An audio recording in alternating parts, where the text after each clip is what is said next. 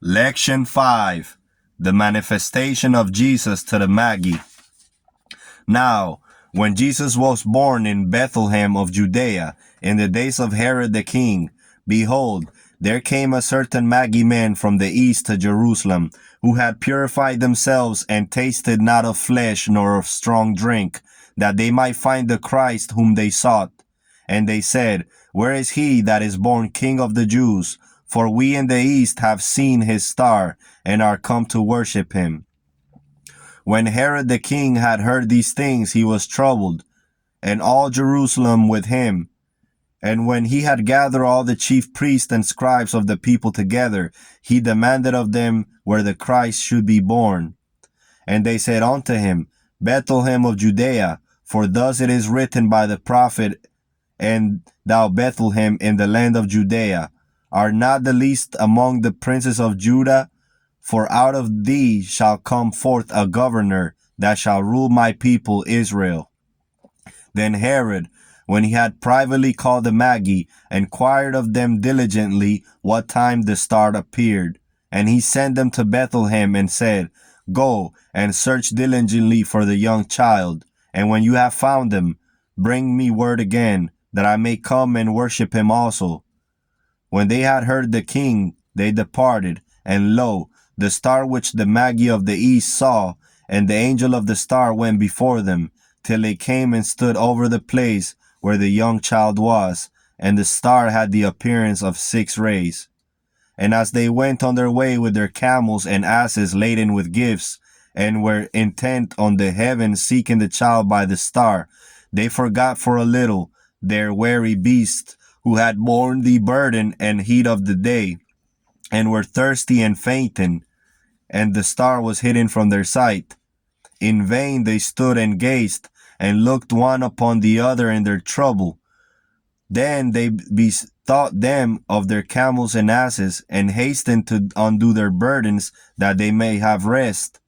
Now there was near Bethlehem a well by the way, and as they stooped down to draw water for their beasts, lo, the star which they had lost appeared to them, being reflected in the stillness of the water. And when they saw it, they rejoiced with exceedingly great joy. And they praised God, who had shown his mercy unto them, even as they showed mercy unto their thirsty beasts.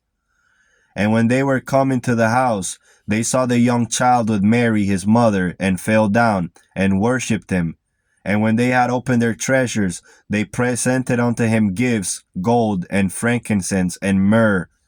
And being warned of God in a dream that they should not return to Herod, they departed into their own country another way, and they kindled a fire according to their custom, and worshipped God in the flame. And when they departed, behold, the angel of God appeared to Joseph in a dream, saying, Arise, and take the young child and his mother, and flee into Egypt, and there remain until I bring you word, for Herod will seek to destroy him. And when he arose, he took the young child and his mother by night, and departed into Egypt, and was there for about 7 years, until the death of Herod, that it might be fulfilled which was spoken of God by the prophet, saying, Out of Egypt have I called my son. Elizabeth too, when she heard it, took her infant son, and went up into a mountain, and hid him. And Herod sent his officer to Zacharias in the temple, and said to him, Where is your child? And he answered, I am a minister of God, and am continually in the temple. I know not where he is. And he sent again, saying, Tell me truly, where is your son? Do you not know your life is in my hand? And Zacharias answered, The Lord is witness, if you shed my blood, my spirit will God receive, for you sheddest the blood of the innocent. And they slew Zacharias in the temple between the holy place and the altar.